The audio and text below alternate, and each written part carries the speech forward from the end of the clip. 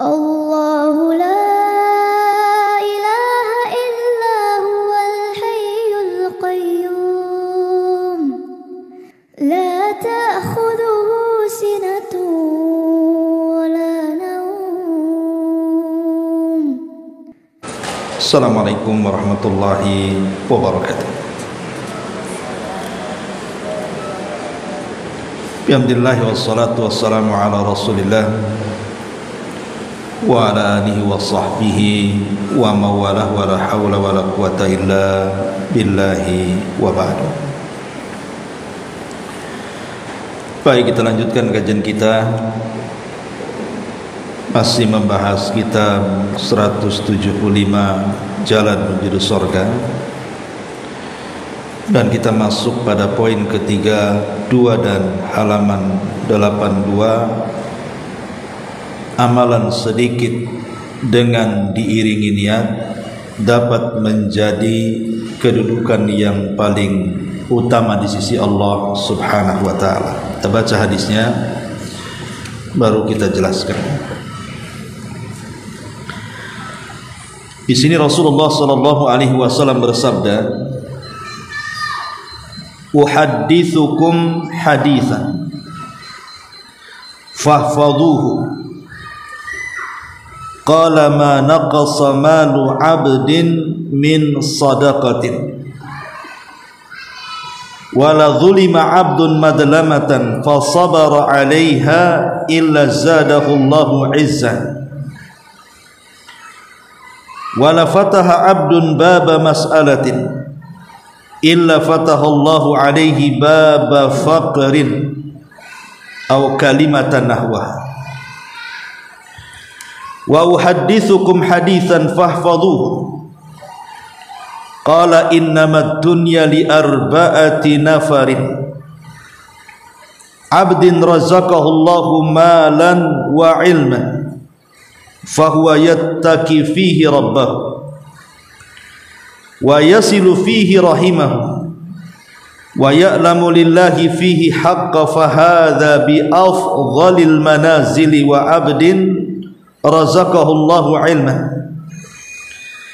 wa lam yarzuqhu malan fahuwa sadiqun niyyati yaqul law anna li malan la amiltu bi amali fulanin fahuwa bi niyyati fa ajruhu masawa wa abdin razaqahu Allahu malan wa lam yarzuqhu ilman fahuwa yahbitu fi malihi bi ghairi ilmin wa la yattaqi fihi rabbahu wala yasilu fihi rahimahu wala ya'lamu lillahi fihi haqqah fahada bi akhbathil manazili wa 'abdin lam yarzuqhu Allahu malan wala ilman fahuwa yaqulu law anna li malan la 'amiltu fihi bi amali fulanin fahuwa bi niyyatihi fawizruhu masawa'u. Aku ingin menghabarkan kepada kalian satu berita, maka jagalah beritaku ini. Sesungguhnya dunia ini, ini terjemahannya separuh.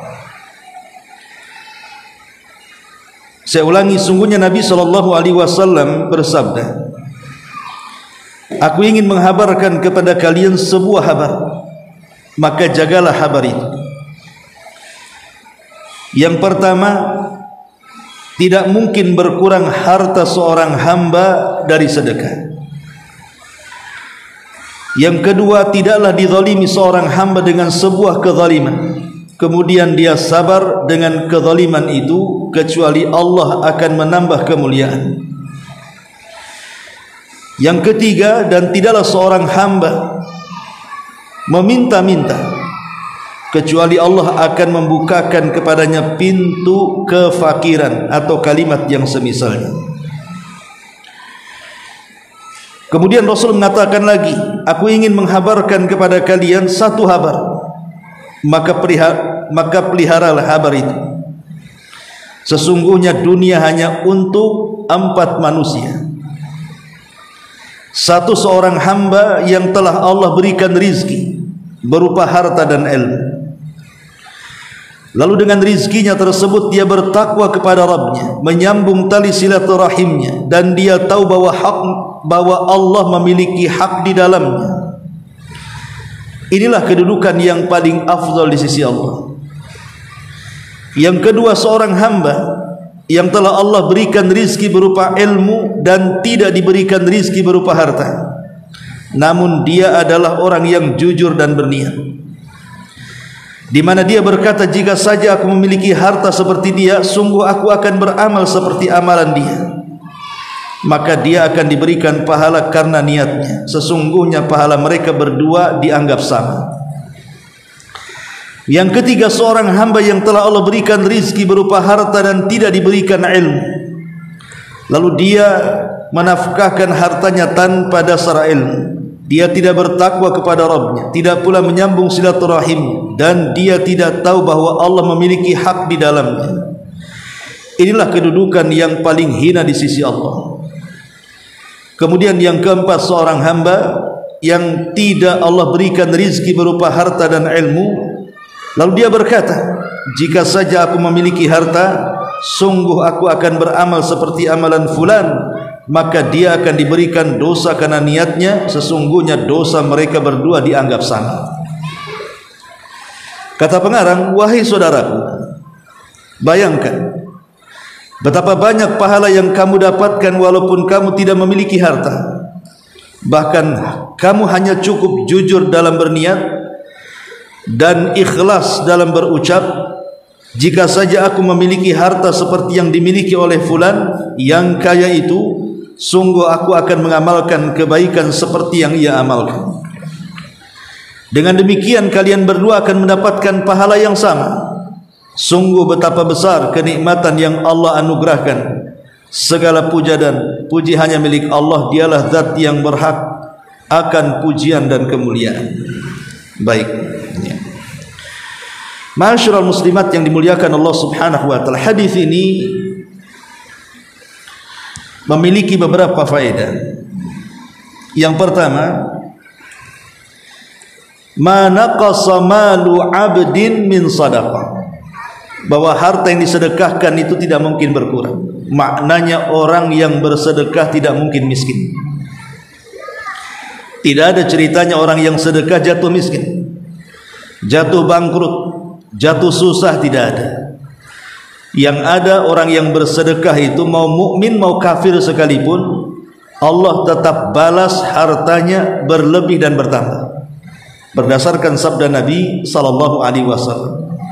Cuman kalau kafir hanya bertambah di dunia, tapi di akhirat tidak dianggap sedekahnya. Adapun mukmin bertambah di dunia dan di akhirat akan digantikan dengan surga. Yang kedua, wala zulima abdun madlamatan fa sabara 'alaiha illa zadahu Allahu 'izzan. Kalau ada seorang hamba dizalimi, pamannya ibu disakiti dengan tetangganya, mungkin dalam bentuk ucapan ghibah, dihina, dicaci, dimaki, dibuli dan yang semacamnya, atau disakiti dengan tangannya, dengan tubuhnya, dengan isyaratnya, tapi ibu sabar tidak mau membalas.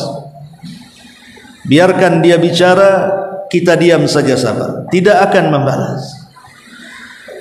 Maka dengan tidak membalasnya ibu karena dizalimi, maka hakikatnya ibu tidak sedang terhina, tapi ibu sedang dimuliakan. Karena ada orang yang mengatakan kalau ibu dicaci maki kemudian ibu diam, orang ngomong, kenapa kamu tidak membalasnya? Bukankah kamu disakiti? Nanti kesannya kamu direndahkan. Itu ucapan manusia mengatakan seperti itu. Tetapi di sisi Allah Subhanahu wa taala, dia sedang diangkat derajatnya. Dan ingat, kalau seandainya kita sampai membalas kezaliman dengan kezaliman, memang dalam Islam tidak ada masalah membalas dengan kezaliman orang yang melakukan kezaliman. Tapi catatannya, tidak boleh ibu yang memulainya. Kalau ibu yang memulainya, maka dosa orang itu akan dimasukkan ke dosa ibu. Tapi kalau kita yang tidak memulai, orang itu yang memulai. Umpamanya ada tetangga tiba-tiba mengucapkan kalimat kotor di hadapan kita, anjing kau umpamanya. Berarti kan dia yang memulai, kemudian kita balas, kau yang anjing.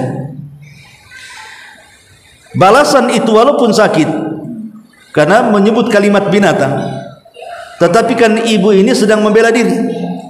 Tidak diterima kalau dikatakan anjing, ya kita katakan kau yang anjing. Kalau hanya sebatas ini, ibu tidak berdosa, karena ibu hanya membalik kata-kata. Justru dia yang berdosa karena dia memulainya. Tapi kalau seandainya ibu sabar ketika dicaci dan dimaki, maka ini jauh lebih besar lagi pahalanya. Karena di sini Rasul mengatakan, tidaklah seorang hamba dizalimi dengan sebuah kezaliman kemudian dia sabar, maka Allah Subhanahu wa taala akan angkat derajatnya. Kemudian yang ketiga, wala fataha abdun baba mas'alatin illa fatahallahu alaihi baba faqrin au kalimatan nahwa. Tidaklah seorang hamba menyengaja diri meminta-minta, bahkan meminta-minta dijadikan pekerjaannya, seolah-olah tidak ada kerja lain kecuali minta-minta, sebagaimana yang ma'ruf banyak di masyarakat, terutama yang di jalan-jalan itu. Terkadang yang meminta-minta itu terorganisir kan, ada bosnya, nanti jam sekian diantar, jam sekian dijemput, kemudian dibagi hasil. Bahkan pernah di Batam ini terungkap sindikat satu keluarga, semua membawa proposal. Ada pihak yang menampungnya, ada pihak yang menipunya, bahkan sampai nomor telepon pun bisa ditipunya, hanya untuk mencari sesuap nasi dengan tujuan memberikan proposal pembangunan masjid, pembangunan pesantren, panti asuhan dan yang semacamnya. Padahal itu tipu-tipu, sudah direncanakan awalnya. Maka di sini Nabi mengatakan, tidaklah seseorang itu membuat sebuah bab dari masalah, maksudnya sengaja dia jadikan meminta-minta itu sebagai pekerjaannya, kecuali Allah Subhanahu wa taala akan membuka baginya pintu kefakiran. Tidak ada ceritanya orang minta-minta kaya. Lihat para pengemis di jalan, ya setahun begitu saja berpuluh-puluh tahun mereka akan nongkrong aja di pinggir jalan situ, karena memang meminta-minta itu bukan pintu kekayaan. Kemudian yang selanjutnya, inilah pembahasan kita. Nabi SAW menjelaskan, innamad dunya li arba'ati nafar. Dunia ini dihuni oleh 4 karakter manusia. Dunia ini dihuni oleh 4 karakter manusia. Entah kita ini masuk ke yang mana. Yang pertama, kata Nabi SAW, abdin razaqahullahu malan, seorang hamba dilimpahkan rizkinya, kaya raya, usahanya sukses, jualannya untung melimpah, tidak pernah dirugikan hidupnya. Di sisi lain Allah anugerahkan ilmu pengetahuan agama, sehingga 2 nikmat sekaligus Allah anugerahkan kepadanya, nikmat secara hissi dan nikmat secara maknawi. Nikmat secara hissi artinya harta benda, kekayaan, kenikmatan dunia. Nikmat secara maknawi ilmu pengetahuan agama. Kemudian dia gabungkan antara ilmu pengetahuan agama dengan kekayaannya. Dia pun dengan kekayaannya bisa bertakwa kepada Allah Subhanahu wa taala. Fa huwa yattaqi fihi rabbah. Dengan kekayaannya dia bisa bertakwa. Mungkin dengan sedekah membangun masjid, membangun panti asuhan, membangun jalan, membangun tempat-tempat saluran air untuk manusia. Sebutkanlah sedekah-sedekah apa saja, pokoknya dia dengan kekayaannya menjadi takwa. Dan dengan kekayaannya wa yasilu fihi rahimah, dia bantu saudaranya, dia bantu keluarganya, dia bantu kerabatnya. Wa ya'lamu lillahi fihi haqqa, dan dia tahu dengan hartanya ada hak yang dikeluarkan dalam bentuk zakat. Fahada bi afdalil manazili indallah, maka orang seperti ini di sisi Allah ditempatkan di tempat yang paling tinggi. Seperti sejarah-sejarah para sahabat. Contoh saja Sa'ad bin Ubadah radhiyallahu anhu. Di dalam doanya dia selalu meminta kekayaan. Sa'ad bin Ubadah ini kalau berdoa dia minta kekayaan. Padahal tidak ada sahabat yang berdoa seperti itu. Sahabat itu kalau berdoa pasti minta surga. Kalau Sa'ad bin Ubadah itu selain minta surga dia minta kaya. Supaya apa? Supaya dia bisa membantu keluarga Nabi. Makanya satu-satunya sahabat yang selalu memberikan hadiah kepada istri-istri Nabi SAW saat hijrah Nabi dari Mekah ke Madinah adalah Sa'ad bin Ubadah. Setiap hari dia berikan makanan kepada istri-istrinya. Dan apabila Rasul di waktu yang sangat senang hatinya, maka hadiahnya lebih besar lagi. Sampai wafatnya Sa'ad bin Ubadah, dialah yang mengkafil keluarga Nabi SAW dengan hartanya. Makanya dia dalam doanya selalu minta kekayaan supaya bisa membantu keluarga Nabi. Itu namanya menggabungkan antara ilmu dan harta. Lah orang yang seperti ini kata Nabi SAW, afdal manazil indallah, seutama-utama kedudukannya di sisi Allah Subhanahu wa taala. Kemudian yang kedua, abdin razaqahu ilman wa lam yarzuqhu malan. Seorang hamba dianugerahkan banyak ilmu pengetahuan agama. Dia alim dengan ilmunya, dia tahu hukum-hukum dalam agama. Masalahnya walam yarzuqhu malan, dia tidak diberikan harta. Dan ini yang banyak ya, ini yang banyak ustaz-ustaz kita itu hidupnya susah. Dia tidak kaya, tapi dia bisa berdakwah kemana-mana menyampaikan ilmu agama. Jadi ada orang itu diberikan ilmu pengetahuan agama luas, dia bisa berdakwah, dia mengajar manusia dengan lihainya mengarahkan kepada agama. Masalahnya kehidupannya susah. Tidak seperti orang-orang yang di luar sana yang tidak punya ilmu tapi banyak kekayaan. Tetapi karena dia punya ilmu walaupun tidak punya harta, dia pun ingin mendapatkan pahala seperti orang pertama. Bagaimana caranya? Dia mendapatkan pahala seperti orang yang punya harta, sementara dia tidak punya harta, cuma punya pengetahuan agama saja. Maka mulailah dia memasang niat dalam hatinya. Apa niatnya? Dia pun mengatakan, kalau sean lau anna limalan la amiltu bi amali fulani. Coba sekiranya aku punya harta banyak kayak dia. Coba kalau sekiranya aku punya kekayaan sama dengan dia, di mana dia bisa membangun rumah, pesantren, yayasan dan macam-macamnya, sarana-sarana dakwah, sarana-sarana umum dengan kekayaannya. Coba aku yang di posisinya, aku pun akan melakukan hal yang sama.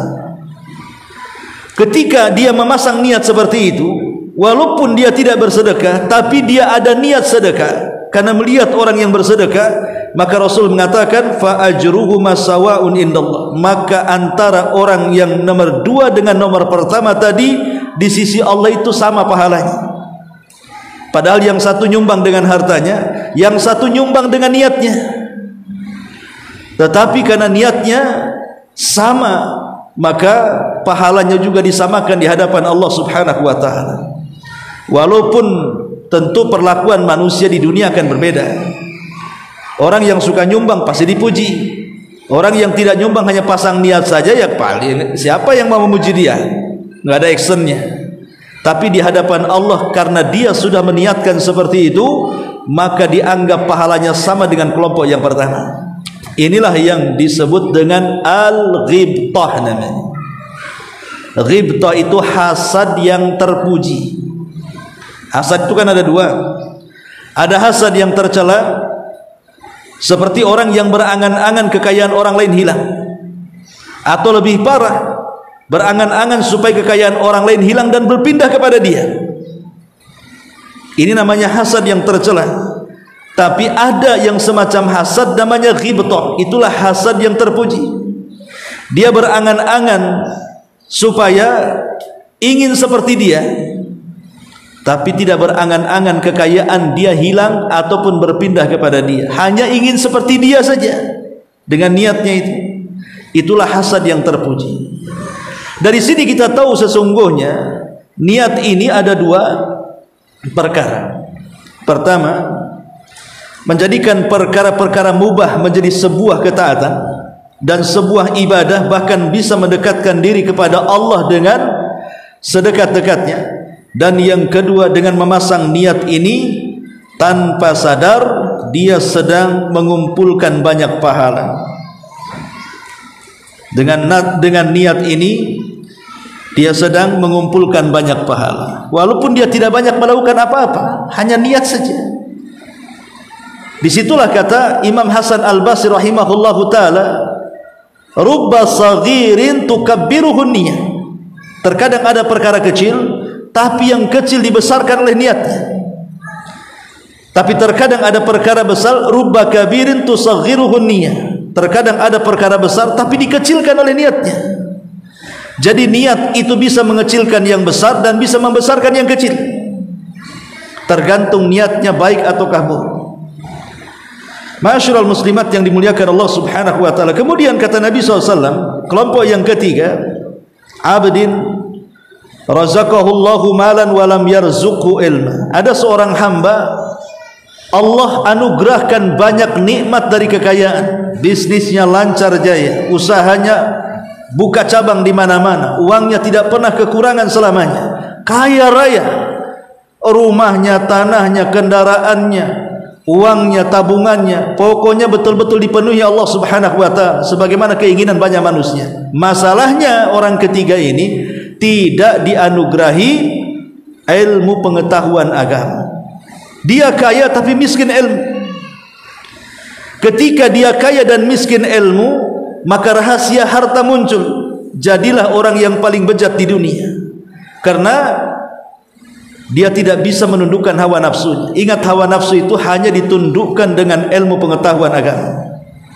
Kalau orang jahil dari agama, macam mana dia akan menundukkan hawa nafsunya? Ketika orang ini tidak bisa menundukkan hawa nafsunya, maka hawa nafsulah yang memerintahkan keburukan kepada hartanya. Disuruhnya dia kemudian dengan hartanya mendolimi orang, membayar preman, datang ke dukun, disuruh menyihir orang, menyakiti orang dengan hartanya. Kemudian dia pun mengadu domba orang, dengan kekayaannya dia pun bermaksiat, berzina, mabuk, judi dan yang semacamnya. Kenapa bisa seperti itu? Karena tidak ada yang mengerem. Lah, remnya itulah ilmu agama sebenarnya. Lah, kalau seandainya dia diberikan nikmat berupa harta yang banyak tapi tidak bisa mengerem dengan pengetahuannya, maka orang ini paling buruk di sisi Allah subhanahu wa ta'ala. Sudah diberikan nikmat tetapi kufur dengan nikmat, tidak diinfakkan sebagaimana yang dikehendaki zat yang memberikan nikmat kepadanya. Dan yang terakhir ini yang paling apes, sudah tidak punya uang, artinya tidak punya kekayaan sama sekali, miskin, kere gitu ya. Bukan hanya kere harta, ilmu pun tak punya. Sudah miskin harta, miskin ilmu, ini kuadrat.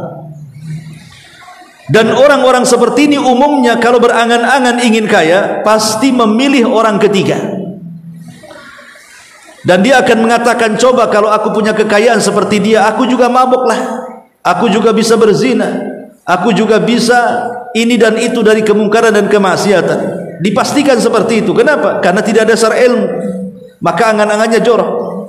Maka kata Nabi, kalau dia pasang niat seperti itu, maka kelompok yang keempat dengan kelompok yang ketiga itu sama aja dosanya ya. Kalau kelompok yang ketiga berdosa tapi masih menikmati, seorang berzina dengan kekayaannya, masih menikmatilah dia dengan zinanya. Seorang berjudi masih menikmati dengan judinya. Seorang minum khamr masih dia menikmati dengan mabuknya. Tapi kelompok yang empat ini tidak merasakan apa-apa. Dia hanya angan-angan aja yang tinggi. Coba kalau kayak dia, aku pun sama sombongnya kayak dia. Kan nggak ngapa-ngapain dia, tapi karena sudah memasang niat, dosanya sama dengan dia, kan rugi akhirnya kan. Lah, itulah yang dikatakan pengarang di sini, amalan sedikit hanya memasangkan niat saja, tetapi mendulang pahala sebanyak-banyaknya. Ma'asyiral muslimat yang dimuliakan Allah subhanahu wa ta'ala, sebagian para ulama mengatakan seperti perkataan Yahya ibn Abi Katsir rahimahullahu ta'ala, dia mengatakan, ta'allamun niyata fa innaha ablag minal amali. Pelajarilah niat dengan baik, karena terkadang niat itu lebih manfaat dibandingkan amal. Pelajari niat dengan baik, artinya biasakan niat itu pasang karena Allah. Kalau terbentik saja niat itu kepada selain Allah, langsung dibatalkan, balikan kepada Allah. Karena hati manusia bisa berubah-ubah masalahnya. Tapi dengan dilatihnya supaya kita ikhlas, lama-lama insya Allah bisa ikhlas. Makanya kata Yahya ibn Abi Katsir, memang keikhlasan itu harus dipelajari. Ta'allamun niyyah, belajarlah tentang niat. Fa innaha ablagh minal amal, karena niat itu lebih manfaat dibandingkan amal. Berapa banyak amalan besar menjadi kecil karena niatnya. Pamannya kemarin korban dengan sapi, demosun yang sangat besar pamannya, tapi niatnya untuk ria, percuma korbannya, ratusan juta dia keluarkan. Tetapi boleh jadi mungkin orang ini tidak punya uang, mau korban tak ada duit, tapi memandang orang kaya yang sedang korban dengan sapi besar itu, dia berpikir, ya Allah, kalau aku seperti dia, mampu membeli sapi seperti dia, aku pun akan berkorban dengan sapi yang sama. Maka orang yang mengatakan seperti ini akan mendulang pahala kurban seperti sapi yang diinginkannya, walaupun dia tidak berkorban sapi. Itulah yang dikatakan di sini oleh Yahya ibn Abi Katsir, terkadang niat itu lebih manfaat dibandingkan amal. Karena amal diterimanya itu ditentukan dengan niatnya. Kemudian berkata Daud At-Tai rahimahullahu ta'ala, dia mengatakan, ra'aitul khaira kullahu innama yajma'uhu bi husnin niyyah. Aku melihat kebaikan seluruhnya terkumpul dalam satu kata, husnun niyyah, baiknya niat seseorang. Kalau kita ingin mengumpulkan banyak kebaikan, cukup pasang niat dengan niat yang baik, maka kita sudah mengumpulkannya. Bama ini satu RT nih, yang orang kaya sini naik haji, yang orang kaya sini berkurban, yang orang kaya sini bangun masjid, yang orang kaya sana bangun yayasan, yang orang kaya sini bangun fasilitas dakwah dan yang semacamnya. Sementara saya tidak bisa apa-apa karena miskin. Tapi saya bisa duduk di kursi sambil menghayal, kalau aku kayak dia, aku pun pengen haji kayak dia. Kalau aku juga seperti dia, aku pengen berkorban kayak dia. Kalau aku seperti dia, aku pun pengen bangun masjid. Kalau aku seperti dia, aku pun pengen buat yayasan, dan begitu seterusnya. Maka kita bisa mengumpulkan pahala orang itu dengan niat kita, walaupun kita tidak seperti mereka, tapi kita bisa mengumpulkan kebaikan orang kemudian diletakkan di badan kita dengan cukup memasang niat. Apa enggak enak? Makanya kata beliau bahwa aku melihat kebaikan itu semua terkumpul pada niat yang baik, kata Daud At-Tai. Kemudian Sufyan Ats-Tsauri rahimahullah ta'ala mengatakan, ma'allajtu syai'an ashad alayya min niyati li'annaha tataqallabu alayya. Kata Sufyan Ats-Tsauri, aku tidak mampu mengobati sesuatu yang lebih berat dibandingkan niatku, karena niat ini mudah berubah masalahnya. Jadi Sufyan Ats-Tsauri mengatakan semua penyakit bisa keobati kecuali penyakit niat, katanya. Susah sekali niat ini diobati, supaya ikhlas lurus, tidak pernah ria dan tidak pernah karena makhluk. Susah kali, kata Sufyan Ats-Tsauri. Kemudian beliau memberikan alasannya, ya karena namanya hati itu bisa berbolak-balik dan Allah yang membolak-balikannya. Makanya Imam Ahmad ibn Hanbal rahimahullahu ta'ala sampai mengatakan, ya bunai, kepada anaknya, ya bunai inwil khaira fa innaka la tazalu bi khairin ma nawaital khaira. Wahai anakku, kata Imam Ahmad, niatkan dengan niat yang baik, karena sesungguhnya engkau berada di atas kebaikan selama engkau niat kebaikan. Wahai putraku, niatlah yang baik, karena engkau akan di atas kebaikan selama niatmu baik. Ala innaha da'watun listihdhari niyatil khairi daiman. Jadi Imam Ahmad ingin mengatakan, selama kita ada niat yang baik, memasang niat yang baik, maka selamanya kita akan dilingkupi dengan kebaikan selama niat kita baik. Tapi kalau sudah niat kita tidak baik, maka selamanya kita akan dikelilingi dengan keburukan. Kemudian juga dikatakan oleh ulama yang lainnya,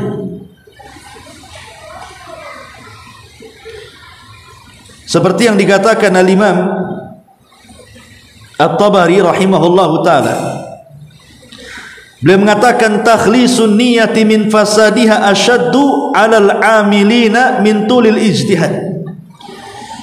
Memurnikan niat dari kerusakan itu lebih berat bagi orang-orang yang banyak beramal walaupun mereka terus melakukan ijtihad sepanjang masa, bersungguh-sungguh dalam beramal sepanjang masa. Artinya seberat-berat amalan badan tidak lebih berat dibandingkan amalan hati. Jadi seberat-beratnya amalan badan, sebutkan amalan badan apa yang paling berat? Salat 5 waktu, puasa yang menahan lapar, haji yang mengeluarkan harta dan kekayaan serta tenaga, atau berjihad yang bisa kemudian menyerahkan waktu, tenaga sampai nyawa, atau apa disebut amalan yang berat itu. Selama amalan berat itu dilakukan dengan badan kita, itu jauh lebih ringan dibandingkan amalan hati. Jadi amalan hati itu memang berat sekali. Untuk memasang ikhlas itu tidak semua bisa. Karena awalnya sudah ikhlas, tengahnya pula datang riya. Ada orang yang seperti itu. Awalnya Masya Allah lillahi ta'ala, ibu baca Quran lillah, ibu datang ke pengajian lillah. Ketika duduk di pengajian, mulai kemudian datang perasaan riya, sum'ah dan yang semacamnya. Jadi memang hati ini bisa berubah-ubah. Dari situlah makanya wajar Sufyan Ats-Tsauri mengatakan memang agak sulit hati ini diobati.